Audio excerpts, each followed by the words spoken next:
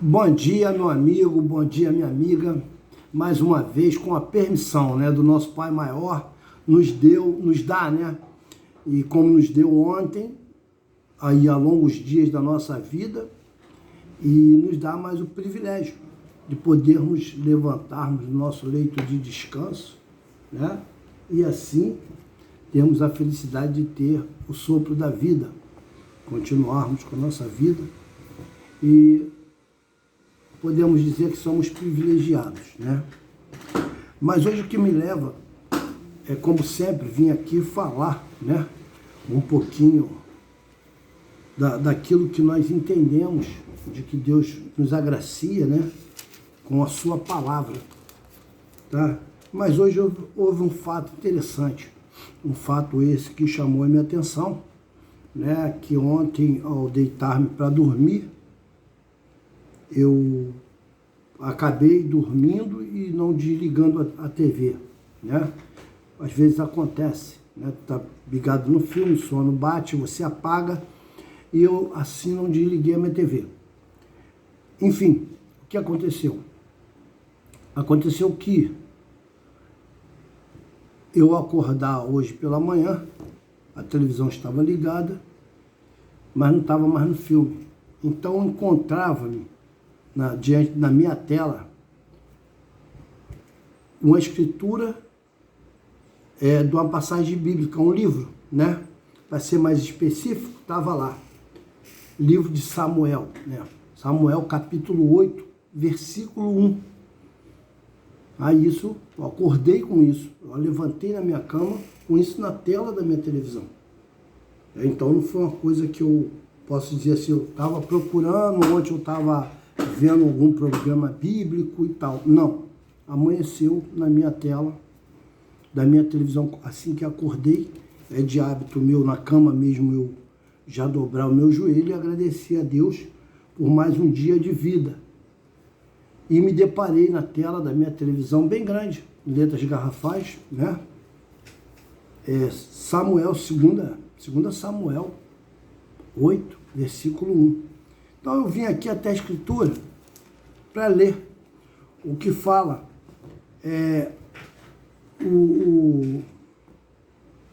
esse versículo, 8, mas aí esse versículo, mas ele acompanha uma passagem até o versículo de número 9. Então eu estava lendo. Interessante que ontem eu estava conversando com alguns amigos através de um WhatsApp e conversando a respeito do que nós estamos passando hoje dentro do nosso país, da nossa política, Aliado ao que revela as Escrituras Sagradas, aliado a isso, tem bem a ver, com a nossa política, com o nosso comando do país, ou seja, os presidenciáveis, e a política que tem grande influência, como a política vem tendo influência desde os primórdios. Isso não é de agora. Mas a gente sabe a grandeza da corrupção que está dentro da política. Hoje o país está se passando numa crise aí, não só política, já extra-Brasil, É uma coisa que foge só ao nosso país, entendeu? Então, interessante que essa passagem do livro de Samuel fala justamente isso, do reinado, de para quem ficou o reinado naquela época, que foram nomeados os filhos de Samuel, e eles se corromperam, Eles se corromperam por causa da ganância, por causa do dinheiro, entendeu? E hoje não é diferente o que está acontecendo no nosso país, tá? E no final aqui, eu vou ler, mas praticamente Deus fala com Samuel, para ele fazer o que o povo está querendo que faça, aquele povo da época. Mas ele também manda Samuel alertar que aquele que reinar, os direitos que ele tem, entendeu? Então, em outras palavras, se o povo sofrer, o povo perecer, foi por escolha deles próprios. Então, hoje nós podemos ver que está meio que dividido, né? Mas a grande maioria, isso foi provado pelas manifestações na rua e até pelos votos nas urnas. Não os votos fraudados, mas os votos legais. Vê que uns falam 65, outros 70, já fizeram pesquisa, chegaria até 82% dos votos. A vitória do presidente eleito pelo povo, a grande maioria. E aqui, essa passagem é interessante, que ela fala alguma coisa em relação a isso. E é mais ou menos isso aqui que eu vou ler agora, você entende. O povo pede um rei, tá? Isso está em 2 Samuel, no capítulo 8, a partir do versículo de número 1 até o versículo número 9. Então diz assim, ó, o povo pede um rei. Samuel, quando envelheceu, constituiu seus filhos juízes para Israel. O primogênito chamava-se Joel, e o segundo Abias, e eles foram juízes em Bersabeia. Mas seus filhos não seguiram seu exemplo. Ao contrário, orientaram-se pela ganância e deixaram-se subornar, e fizeram desviar o direito. Então todos os anciãos de Israel se reuniram e foram ao encontro de Samuel em Ramá, e disseram-lhe, tu envelheceste, e teus filhos não seguiram o teu exemplo. Agora, portanto, constitui sobre nós um rei que exerça justiça entre nós, com o que acontece em todas as nações. Mas esta expressão constitui sobre nós, esta expressão constitui sobre nós um rei que exerça a justiça, disse Samuel. Atende tudo o que diz o povo, porque não é a ti que eles rejeitam, mas a mim que eles rejeitam. Quem falou essa frase aqui para Samuel foi Deus, né?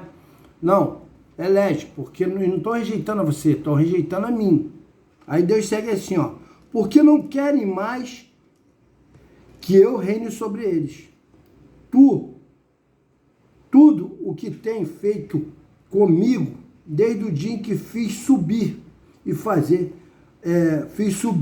do Egito até agora. Abandonaram-me e serviram a outros deuses, e assim fizeram contigo. Agora escuta a voz deles, mas solenemente lembra-lhes e explica-lhes o direito do rei que reinará sobre eles. Então você entendeu aqui mais ou menos isso aqui? O que Deus manda fazer? Ó, o povo está querendo escolher um rei. Você vai, mas lembra a ele os direitos que o rei tem, tá? Então, eu quero chegar a que ponto com isso aqui? Já que isso me apareceu na parte da manhã, tá? Eu acho que para chamar minha atenção e talvez falar sobre isso, como eu estou fazendo agora. O que eu estou querendo dizer é o seguinte, né? Que o governante que estão querendo botar aqui, hoje, no Brasil, não é um governante escolhido pelo povo, né? Mas ele vai ter muitos direitos, entende? Vai ter muitos direitos. E direitos deles de fazer o que querem e destruir a nossa nação, tá? E na realidade, aqui diz também que esse líder que estão querendo colocar, como os que acompanham, praticamente fizeram o que Deus falou aqui, é o que eles fazem hoje. Adoram outros deuses, cultuam outros deuses, que não é o Deus, o nosso Deus verdadeiro, o nosso Deus vivo, né? E Deus alertou a Samuel, para Samuel alertar o povo dos poderes que esse Deus ia ter, entendeu? Então, meus amigos, eu acho que o que estão tentando fazer aí, o povo engolir na marra, de colocar um cara que não é bem quisto pelo povo, não é desejado pelo povo, é um cara que vai realmente destruir a nossa nação e fazer com que o nosso povo sofra, pereça muitos, muitos perecerão, né? Então não é a vontade de Deus. Então eu acho que nós estamos num momento muito difícil, um momento crucial, mas que a gente temos que continuar com a nossa luta, com a nossa batalha, né? Buscando aquilo que é o certo, o que é o legal. Não aceitar nada que seja fraudado. Podemos ver hoje uma divisão tão grande que eles estão fazendo através da corrupção, que hoje a gente está para ter um problema muito sério, né? A cúpula da nossa polícia está dividida, entendeu? Tem aqueles que são realmente patriotas, não se vendem por dinheiro nenhum, mas tem aqueles que já se venderam. Embora foi chamados coronéis do batalhão, certo? Coronel de batalhão, ele comanda o batalhão sob ordem justa. Ordem absurda não se cumpre.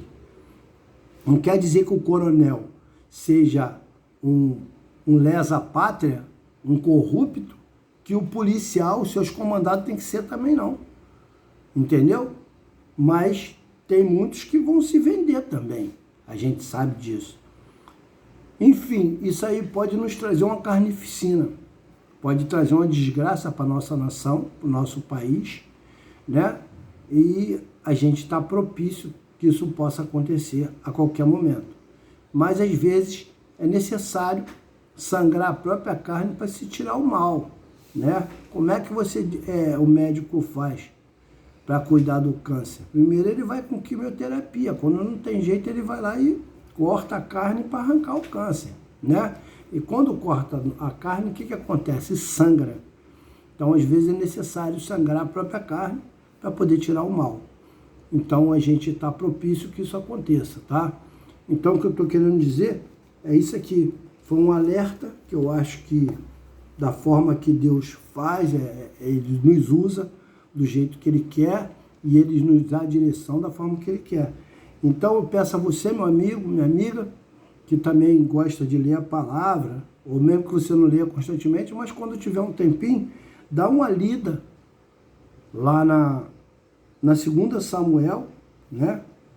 No capítulo 8, versículo 1 até o 9. Vê se não bate mais ou menos o que a gente está passando hoje no nosso país. Tá? É aquele abraço. Mas nós não podemos deixar de esquecer que a última palavra vem do nosso Pai, do Deus vivo, certo? E Ele é que determina, haja o que houver, né? Mas Ele é que vai dar a última palavra. Agora, sofrimento, guerras, né? Derramamento de sangue, isso aí está escrito que iria acontecer e precisa acontecer para que se cumpra o que está na Escritura Sagrada. Tá? Mas mais uma coisa eu vou repetir, tá? Isso serve para você que é cristão, que é evangélico, que é católico, que é espírita e de qualquer religião. Abre a tua mente. Deus não criou religião, tá? Mesmo estando escrito na Escritura Sagrada, nem tudo que está na Escritura Sagrada foi que Deus falou, tá? Pode ver que aí tem livros, por exemplo, vou te dar um exemplo, Atos dos Apóstolos. Então foram Atos dos Apóstolos, atos que eles cometeram, que eles fizeram, correto? Então veja bem, Davi, né? Davi teve caso lá com Betsebeia, ou Betseba, como queiram, não foi isso? A traição, tu acha que foi Deus que mandou ele trair? Foi Deus que mandou ele mandar lá o amigo dele por fronte de guerra para morrer por causa da mulher do cara? Não foi. Então você, habitualmente, que nem tudo que está escrito na Bíblia foi que Deus mandou e que Deus fez, mandou fazer. Mas o que é de Deus está aí dentro e é bem entendido. Agora, se tem uma coisa que não está escrito dentro da Escritura Sagrada, dentro da Bíblia, do conjunto de livros, é que Deus fala que nós não temos que nos conformar com essa nova geração e nem manda a gente aceitar nada não. Então, bota uma coisa na tua cabeça. Cada um de nós somos um soldado. Somos um guerreiro, tá? E a guerra foi feita para guerreiro lutar. Então não adianta agora querer se acovardar, querer dizer que é bonzinho, que é um homem de Deus e se esconder atrás da Bíblia, da Escritura Sagrada, para se isentar dos problemas que estão vindo.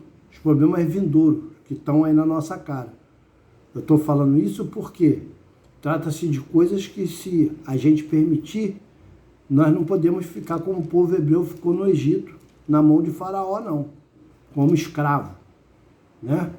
E depois vão levar seus filhos como escravos, seus netos como escravos, depois de Deus deixar aqui na história que pegou Moisés para ir lá, para falar com o Faraó, para libertar o povo dele, correto? Aquele povo daquela época, o povo hebreu, né? Que antes de falar que é judeu, eram os Yalhudins. Depois criaram o nome judeu. O povo hebreu que veio para Israel, que eram os Yalhudins, depois foram criado o nome de judeus, certo? Então, é o que eu falo para você. Deus nos fez homem. Deus não nos fez covarde, tá? Então, a gente não tem que aceitar nem permitir que seu filho, sua filha, sua esposa sejam, se tornem escravos, seus netos, porque você virou um covarde porque começou a ler a Escritura Sagrada. Aqui não está escrito, dentro da Bíblia Sagrada, que nós temos que se conformar e aceitar. Pelo contrário, Jesus fala, não vos conformeis com essa geração, tá? Então, meu amigo, minha amiga, é essa mensagem que eu queria passar para você. Espero que Deus venha com a pessoa do seu próprio espírito e abra os olhos da sua mente, te dê força, coragem, principalmente, porque nós estamos entrando num tempo que nós vamos precisar, tá? Em outras palavras, muitos falam aí do tempo de Apocalipse. Apocalipse nós já estamos vivendo. O Apocalipse traduzido para nossa língua não é nada mais, nada menos do que guerra, tá? Mas vai vir o Armagedon. O Armagedon, nós podemos dizer que é a Terceira Guerra Mundial, tá? Baseado nisso, eu falo para você o seguinte, nós estamos no tempo que está citado em Apocalipse, né? Que Deus vai mandar, falou que ficar preso, as 4 bestas lá, ia ser solto por um ano, né? Um século, por aí, uma coisa assim. Já deve ter sido solto, tá? Já estão preparando aí para estourar a Terceira Guerra Mundial. E quem iria? As 4 bestas iriam para os 4 cantos do mundo para liderar, fazer a cabeça dos líderes para que estourasse o chamado Armagedon, que é a Terceira Guerra Mundial. Então, é isso aí. Deus nos disse que nós temos que nos acovardar. Deus nos fez, conhecemos a sua palavra, mas somos guerreiros, tá? Sinônimo de cristão, sinônimo de evangélico, não é sinônimo de ser bundão e aceitar tudo não, tá? Um grande abraço. Você que lê a Escritura, vê lá, os homens de Deus, a maioria, tá? Não estou dizendo Novo Testamento, mas a maioria foram guerreiros, foram homens de verdade que tiveram que lutar. E não vai ser diferente com a gente. Aquele abraço. Deus abençoe você e a tua família, tá? E é isso aí, tamo junto. Valeu!